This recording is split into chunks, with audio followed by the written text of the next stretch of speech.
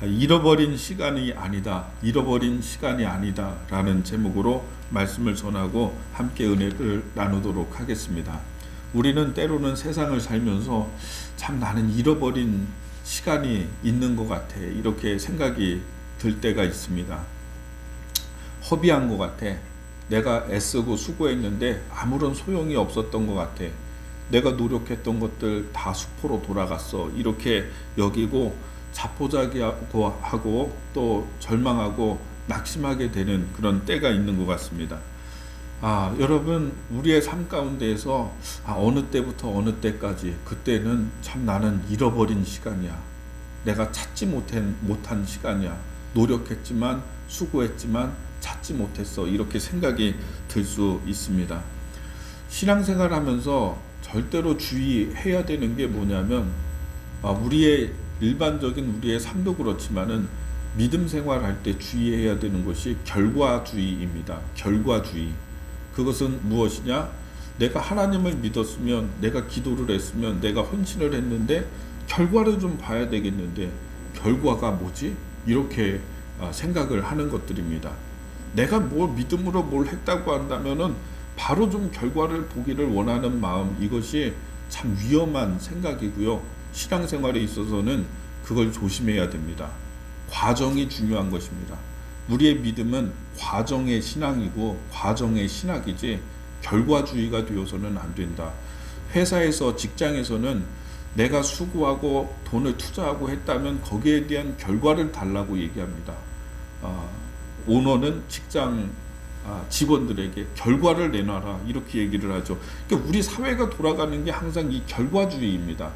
그런데 이 결과주의 때문에 얼마나 피곤합니까? 내가 수고하고 노력했다면 결과를 봐야 돼. 지금 당장 결과를 내게 보여줘. 이것이 우리를 굉장히 피로하게 하고 힘들게 하죠. 근데 신앙생활에서도 내가 하나님을 믿었으면은, 내가 하나님 믿었으니까, 하나님 믿어드렸으니까, 예배했으니까, 내가 모두 했으니까 하나님 결과를 좀 보여주세요 라고 하는 태도가 신앙의 열매를 맺는데 방해가 되고요, 또 하나님의 뜻이 이루어지는데 방해가 될 수 있다라고 하는 그런 생각인 것입니다. 여러분, 자꾸 결과를 보려고 하다가 보니까 어떤 현상이 있냐면 좌절하게 되는 거예요. 왜냐하면 거기에 대한 열매를 내가 좀 봐야 되겠는데 열매가 없으니까 좌절하고 낙심하고 절망할 때가 있다라고 하는 것입니다. 그래서 믿음 생활할 때 자꾸 그 믿음을 포기하게 되는 이유가 뭐냐면, 이런 결과주의, 이런 것들 때문에 신앙이 중단이 되고 교회를 다녀도 하나님을 믿어도 별게 없나 봐, 이렇게 반응하게 되는 사람들을 간혹 보게 되는 것입니다. 여러분, 근데요, 우리의 인생은요, 내가 결과를 볼 수 있는 게 그렇게 많지 않습니다. 우리 인생에서 정말 내가 수고하고 살면서 노력하고 산 것에 대해서 몇 %나 내가 결과를 보고요, 내가 그 결과를 거두어 드릴까 한번 생각을 해 보십시오. 별로 없습니다. 자, 여러분, 그 다람쥐가 있는데요, 다람쥐가 가을이 되면은 겨울을 준비하기 위해서 양식을 준비합니다. 다람쥐가 그 입에다가, 이 입이 굉장히 늘어나요. 그래서 도토리를 주워서 입에 넣는데 최대 캐나다에서 기록이 37개의 도토리를 입에다가 넣은 그런 다람쥐가 발견이 됐죠. 37개, 한두 개 넣는 게 아니라 이 입에, 이 주머니에다가 뭐 한 20개, 10개씩 담아가지고 자기만 아는 장소에다가 숨겨놓는다고 합니다. 땅을 파가지고 숨겨놓고 이렇게 해요. 몇 개씩 숨겨놓겠죠. 얼마나 부지런한지 가을 내내 그런 일을 해요. 도토리를 숨겨놓고 이제 겨울에 먹기 위해서 그렇게 겨울을 준비를 합니다. 그런데 겨울이 돼가지고 눈이 내리잖아요. 다 덮여버리잖아요. 그러면 이 다람쥐들이 어디에다가 숨겼는지 몰라요. 못 찾아요. 그러니까 자기가 숨겨놓은 것에 동물학자가 이렇게 연구를 해보니까 자기가 숨겨놓은 것을 대부분 못 찾고 10%만 찾아가지고 그 열매를, 도토리를 먹는데요. 10%예요, 10%. 나머지 90%는 못 찾아. 그러면 우리가 생각할 때 참 어리석은 일이고 참 답답한 일이고 바보 같은 일이다 생각이 들겠지만은 이렇게 이 다람쥐들이 못 찾는 것이 많아서 그 숲에는 그것이 숨겨져 있던 땅에 묻혀 있었던 것들이 싹을 내서 그것이 나무가 되는 것입니다. 10년 후, 20년 후에는 그래서 울창한 숲을 만드는 것이 계속 숲을 만들고 결국 다람쥐들은 거기서 떨어지는 도토리를 또 먹게 되는 것이고 더 숲을 풍요롭게 하는 거예요. 못 찾아서 한탄스럽고 답답하고 좌절이 되겠지만은 결국 그 일로 인해서 숲이 더 울창해지고 커지게 되는 것이죠. 그리고 더 많은 참나무 도토리가 떨어지게 되고 그것을 먹고 살 수 있게 되는 것이죠. 여러분, 이와 마찬가지가 아닌가 이렇게 생각이 듭니다. 우리가 믿음으로 하는 모든 일들이요, 하나님을 믿는 것도요, 못 찾는 게 많아요. 지금 당장에 내가 결과로 보고 결과주의로 딱 확인할 수 있는 게 별로 없다라고 하는 것입니다. 눈에는요, 내가 그때 그렇게 했던 것들, 수고했던 것들 못 찾네, 아무것도 없네, 거의 뭐 한 30%, 40%, 여러분 사실 우리가 10%만 찾는다 하더라도 굉장히 많이 찾는 것입니다. 못 찾았다, 결과가 없다, 안 보인다, 잃어버렸다 이야기하지 말고 그것은 다 하나님께 우리가 맡기고요, 그 결과에 대한 것들을 하나님께 맡기고 하게 되면은, 그러면 도토리로 인해서 그 풍성하게 숲이 일구어지는 것처럼 하나님께서 우리의 삶에 하나님의 나라가 완성되게 하시고 하나님의 복이 완성되게 하시고 하나님께서 그렇게 이끌어 주시는 것입니다. 그래서 우리가 언제나 어느 때든지 이렇게 하나님을 믿고 나가려고 마음을 다짐하고 믿음 생활을 해야지, 무슨 결과를 보겠다, 내가 이렇게 믿었으니까 여기에 대해서 내가 뭔가를 봐야 되겠다, 이런 태도보다는 믿음으로 하나님께 맡기는 그런 태도로 살아야 되지 않는가 이렇게 생각이 듭니다. 오늘 말씀은 세례 요한에 대한 이야기고요, 그리고 예수님이 세례를 받는 이야기입니다. 지난 수요일날 마가복음을 수요일날 제가 나눌 때에 오늘 이 말씀을 마가복음에서 나눴는데 똑같은 말씀이 마태복음에도 있고 누가복음에도 있어요. 그래서 오늘 우리 모든 성도들과 함께 이 예수님이 세례를 받는 장면, 이것을 함께 다시 나누고자 합니다. 여러분, 세례 요한이 있고요, 예수님이 있습니다. 예수님이 오시기 전에 세례 요한이 6개월 전에 먼저 태어났습니다.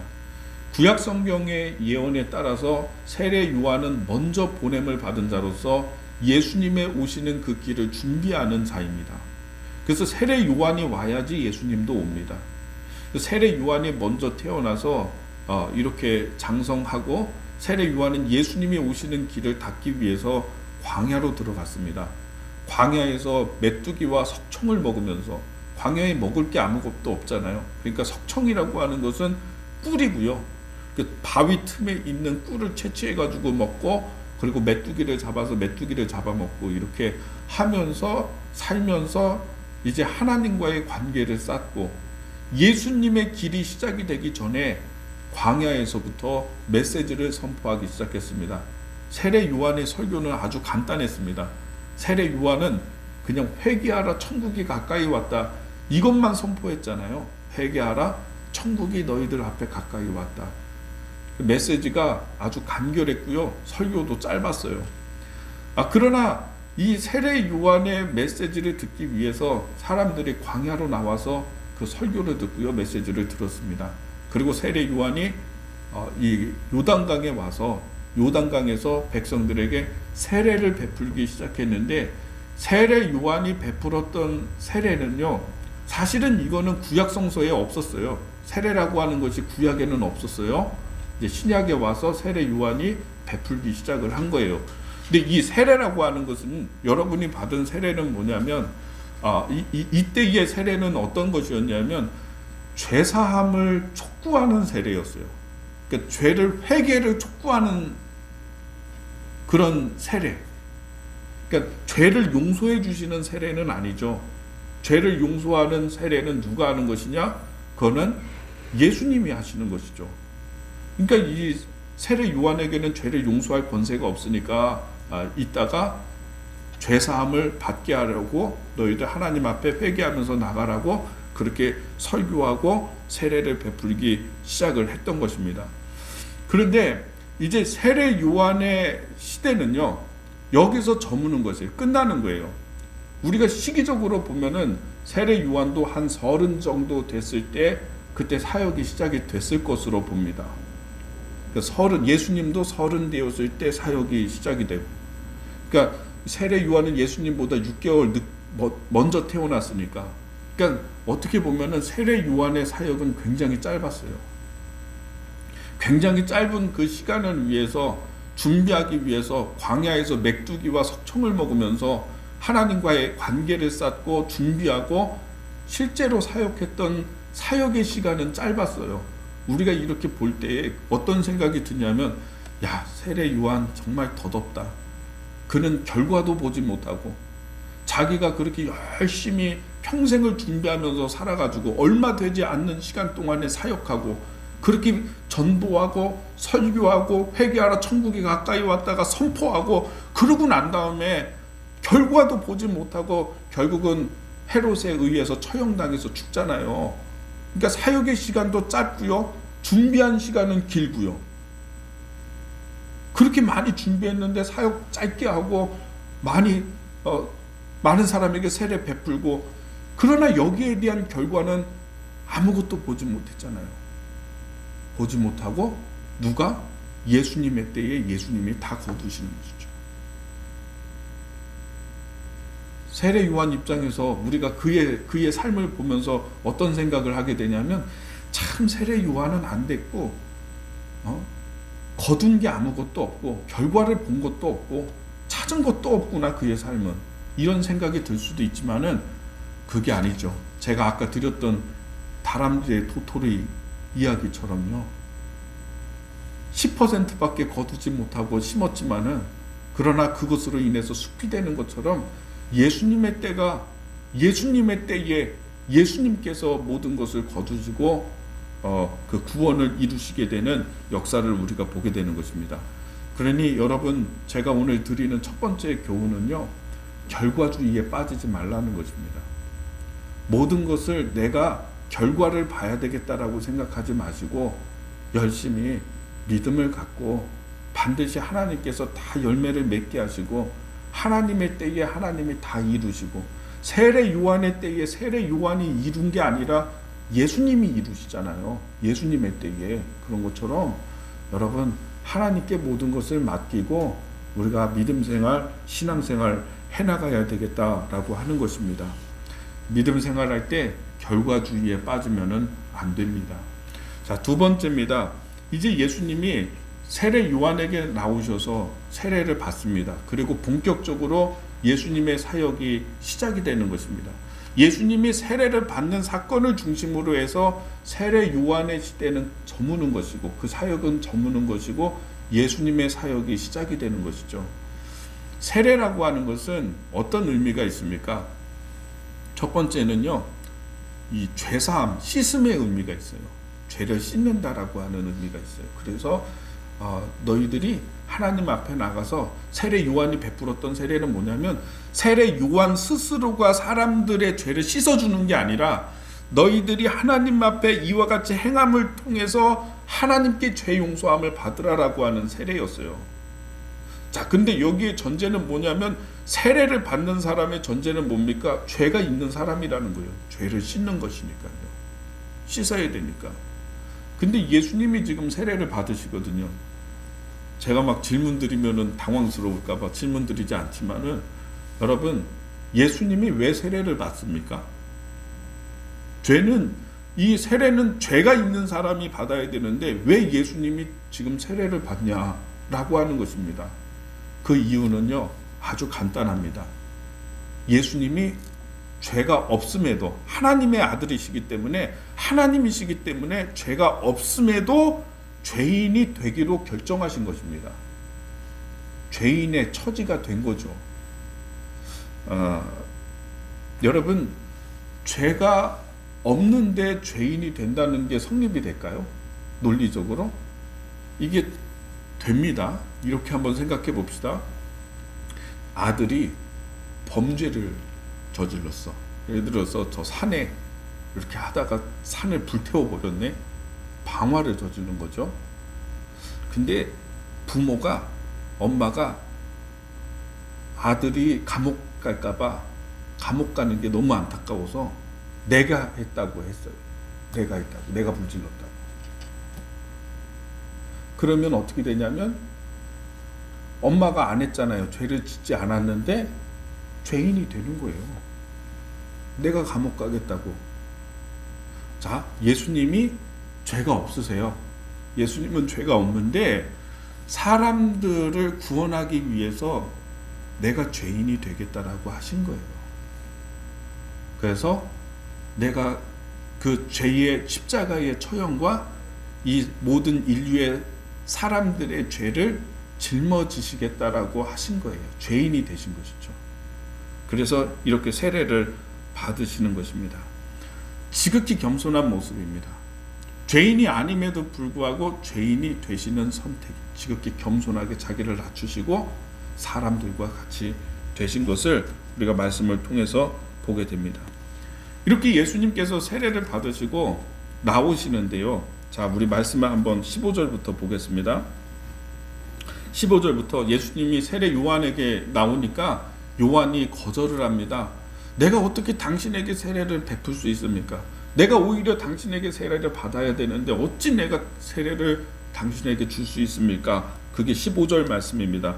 예수께서 대답하여 이르시되 이제 허락하라. 우리가 이와 같이 하여 모든 의를 이루는 것이 합당하니라 하시니 이에 요한이 허락하는지라. 16절에 예수께서 세례를 받으시고 곧 물에서 올라오실새 하늘이 열리고 하나님의 성령이 비둘기같이 내려 자기 위에 임하심을 보시더니. 네, 이제 저를 보십시오. 예수님이 세례 받으시고 나오시는데 하늘이 열렸다 이렇게 되어 있습니다. 하늘이 열리고 성령이 비둘기처럼 예수님에게 임하시면서 소리가 들립니다. 그리고 그 소리가 바로 17절 말씀이죠. 어떤 현상입니까? 하늘이 열렸다라고 하는 것입니다. 세례를 받았더니 하늘이 열린 게 아니라 예수님이 죄가 없는 분인데도 죄인의 처지로 떨어져서 내가 죄인이 된 거잖아요. 죄가 없는데 죄인이 된 거죠. 지극히 자기를 비워서 겸손하게 낮추시고 그리고 세례를 받으셨는데 하늘이 열렸다는 것입니다. 여러분, 두 가지 원리를 기억해야 됩니다. 지극히 겸손해져 보세요. 겸손하면 하늘이 열립니다. 두 번째는 여러분, 죄를 회개하면 죄인이 아님에도 불구하고 죄인으로 됐어요. 근데 우리는 죄가 있어요. 죄가 있는데 죄를 깨닫고 자기를 낮추고 하나님께 용서를 구하면 진정한 회개가 일어나면 하늘이 열린다라고 하는 것입니다. 하늘이 열린다. 아무리 수고하고 노력하는데 내가 하나님을 만나려고 하나님께 은혜를 받으려고 노력하고 애쓰는데도 그 잘 안 되고 이러면은요, 우리는 그런 생각을 좀 해봐야 돼요. 나의 하늘이, 하나님을 향한 하늘이 닫혀 있는가를 생각을 해봐야 돼요. 하늘이 닫혀 있는가? 이사야 59장에 보면은 여호와의 손이 짧아서 너희를 구원하지 못하는 게 아니다. 여호와의 귀가 어두워서 너희의 기도를 듣지 못하는 게 아니다. 오직 너희와 너희 하나님 사이에 너희의 죄가 가로막혀 있어서 너희가 부르고 기도해도 그 기도가 하나님께 들리지 않게 된 것이다. 여러분, 하늘이 막혀 있으면 이게 소용이 없습니다. 정말입니다. 하늘이 닫혀 있으면은요, 뭘 해도 이게 안 되는 거예요. 그래서 우리 하늘이 열려 있어야 되는 거예요. 이걸 누가 봤냐면 야곱이 본 겁니다. 야곱이 자기 그 형 받아야 되는 축복 빼앗아 가지고 이렇게 다 자기가 아버지의 축복을 다 받고 난 다음에 형이 자기 죽이려고 하니까 야반도주하잖아요. 외삼촌의 집으로 도망갈 때에 베델에서 노숙합니다. 그때 돌을 베개 삼아서 잠들었을 때 꿈에서 하나님 만나잖아요. 그 야곱이 본 환상이 하늘의 문이 열려 있고 하늘과 땅에 사다리가 놓여 있고 수많은 천사들이 하늘과 땅을 오가는 환상을 본 거예요. 그리고 하나님의 음성이 들렸죠. 내가 너에게 약속한 모든 것을 이루기까지 너와 함께 하겠다. 하나님이 보여준 게 뭐냐면 하늘에 문이 있다는 사실을 보여주신 거예요. 하늘에 문이 있고 그 사다리가 있고 거기 하나님의 사자가 오르락내리락 하는 거죠. 문이 열려있는 사람의 현상입니다. 자, 이렇게 생각해 보세요. 여러분에게도 하늘에 있습니다. 그리고 하늘에 문이 있어요. 사다리가 있습니다. 하늘과 땅이 있는 사다리가 있는데 우리가 기도할 때 천사가 그 기도를 받아가지고 올라가는 거예요. 하나님께서 우리에게 하고자 하는 일이 있으면은 천사를 내려 보내시는 거예요. 야곱이 그걸 본 거죠. 천사들이 하늘을 오르락내리락 하는 것을 본 거죠. 근데 이게 하늘 문이 닫혀 있잖아요. 그러면은 천사들이 하나도 오르락내리락 할 수가 없죠. 한 명도 보이지 않겠죠. 그렇죠? 우리의 하늘 문이 열려 있어야 돼요. 그래서 하나님이 이루시고자 하는 역사와 또 우리가 하나님께 드리는 우리의 기도가 하나님께 드려지고 올려지고 또 내려오고 오늘도 여러분의 기도를 가지고 하늘로 올라가는 천사가 있다는 사실을 잊지 마세요. 여러분에게 하시고자 하는 하나님의 역사를 가지고 내려오는 천사가 있다는 사실을 잊지 마세요. 근데 이 하늘 문이 닫혀 있으니까 뭐 오르락 내리락이 아니라 아무도 안 보이는 거죠. 오늘 예수님께서 죄인이 아님에도 불구하고 지극히 자기를 낮춰가지고 죄인이 되시고 세례를 받으셨을 때 하늘 문이 열렸다. 마가복음에서 보면 똑같은 본문에서 뭐라고 돼 있냐면 하늘이 갈라졌다가 이렇게 돼 있어요. 갈라졌다고. 여러분, 우리의 닫힌 하늘 문을 여는 것은요, 지극히 겸손한 거예요. 겸손한 자에게 오늘도 하늘의 문이 열립니다. 또 하나, 회개하는 사람. 우리의 죄를 회개하고, 오늘 회개를 촉구하는 세례라고 했잖아요. 회개하고 뉘우쳐서 하나님의 진실하게 하나님 앞에 서는 사람에게 오늘도 하늘의 문은 열린다라고 하는 사실을 여러분 기억하게 되기를 바랍니다. 오늘 그래서 하늘의 문이, 여러분의 하늘의 문이 열리고요, 수많은 천사들이 하늘과 땅을 오가면서 일하는 하나님의 역사가 있게 되기를 예수님의 이름으로 축복합니다. 자, 우리 말씀을 한 구절 더 보겠습니다. 16절과 17절 말씀 같이 한 목소리로 읽습니다. 16절, 17절 시작. 께서 세례를 받으시고 곧 무태에 올라오실새 하늘이 열리고 하나님의 성령이 비둘기같이 내려 자기 위에 임하심을 보시더니 하늘로부터 소리가 있어 말씀하시되 이는 내 사랑하는 아들이요 내 기뻐하는 자라 하시니라. 아멘. 세례를 받으시고 무트로 나오실 때 하늘이 열리고, 마가복음에서는 하늘이 갈라지고, 그래서 그 하늘 문에서 성령이 비둘기같이 내려와서 예수님에게 임하시는 것을 보았다. 그리고 하늘의 음성이 들렸다. 이렇게 되어 있습니다. 자, 보십시오. 여러분, 성령이 임하시는데요, 성령이 비둘기처럼 임하세요. 우리는 성령이 불처럼만 임한다고 생각을 해요. 그래서 성령이 임하시면은 막 질병이 낫고요, 귀신이 나가고요, 막 회개가 일어나고 막 떼굴떼굴 구르고 방언을 하고 통변을 하고 예언을 하고 이런 성령의 외적인 증거만 생각을 해요. 그래서 우리가 생각할 때 나에게는 이런 성령이 오시지 않았나? 이런 생각을 할 때가 있어요. 그러나 그렇지 않아요. 오늘 말씀해 보니까 성령이 임하셨는데 그 성령은 어떻게 오셨습니까? 비둘기처럼 잔잔하게, 하늘에서부터 비둘기처럼 아주 온유하고 따뜻하고 고요하게 비둘기가 예수님의 이 어깨에 내려앉는 것처럼 따뜻하게, 조용하게, 온유하게. 때로는 성령이 우리에게 오실 때 어떻게 오시냐? 이렇게 비둘기처럼. 내가 기도할 때 아, 하나님이 여기 계시는구나 라고 하는 것을 느낄 수 있어요. 느낄 때가 있어요.